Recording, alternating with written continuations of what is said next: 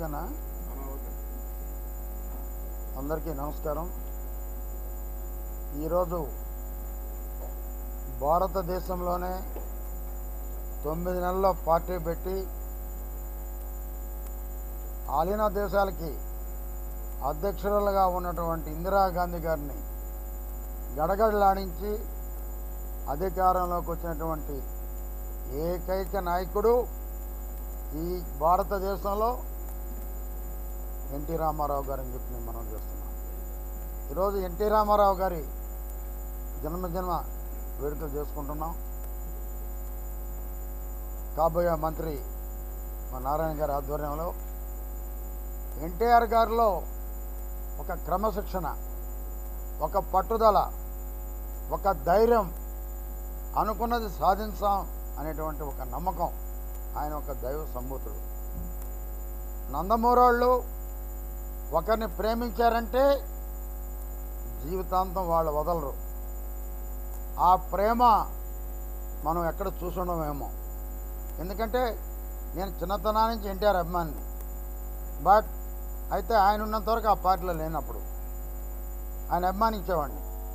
కానీ దాని తర్వాత ఫస్ట్ తెలుగుదేశంలో రావటం, ఆనవాళ్ళని ఓడించడం ఆనాటి కౌన్సిలర్గా, దాని తర్వాత ఒక రాజకీయ సుడిగుండంలో నేను ఉన్నప్పుడు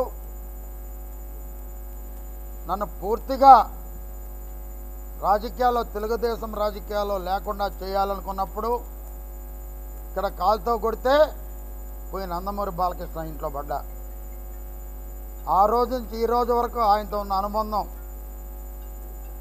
నిజంగా చెప్పాలంటే వారు ప్రేమ పొందటమే పూర్వజన్మ సుకృతం. మా పాపకి నేను అమెరికాలో అవార్డు తీసుకుంటే నాతో మాట్లాడాడు. మళ్ళీ అమెరికాలోనే మా పాపతో మాట్లాడాడు. మొన్న మా నారాయణ సార్ ఉన్నప్పుడే ఇంట్లో మా పాపతో మాట్లాడి మా పాప పిలిచింది, మీరు రావాలని అవార్డు కంటే ఇంకోసారి వస్తాను. ఈరోజు ఈ ఎన్టీ రామారావు పుట్టినరోజు సందర్భంగా జయంతి, చంద్రబాబు నాయుడు గారు ముఖ్యమంత్రి కాబోతున్నారు. ఆంధ్ర రాష్ట్రంలోనే నెంబర్ 1 మెజార్టీతో మా ప్రీతమ నాయకులు నారాయణ గారు గెలవబోతున్నారు. ఎక్కడ లేని అందం సిటీకి తేబోతున్నారు. అందుకని ఎన్టీ రామారావు గారు పెట్టినటువంటి ఈ పార్టీ పేదల కోసం పనిచేసే పార్టీ, పేదలను ఉద్ధరించిన పార్టీ. ఫస్ట్ పేదవాడికి ఇల్లు ఇవ్వాలని, పేదవాడికి వస్త్రాలు ఇవ్వాలని, పేదవాళ్ళకి 2 రూపాయలకు బియ్యం ఇవ్వాలని పెట్టిన ఏకైక నాయకుడు ఎన్టీఆర్. 2 నిమిషాలు నా వ్యక్తిగతంగా జరిగిన విషయాలు మీకు చెబుతా. 1989లో ఫ్లైట్లో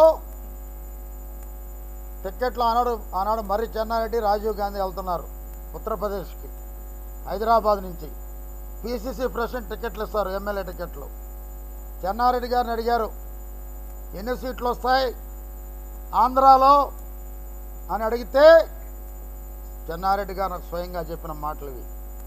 అడిగితే 165 to 175 అంటే 294లో మొత్తం చెప్తే ఒకటే అన్నాయంట. అదేంటి డాక్టర్ సాబ్ అంటే ఆయన ఇంగ్లీష్ అంటుంటలే, నేను ఇంగ్లీష్లో మాట్లాడుతాను.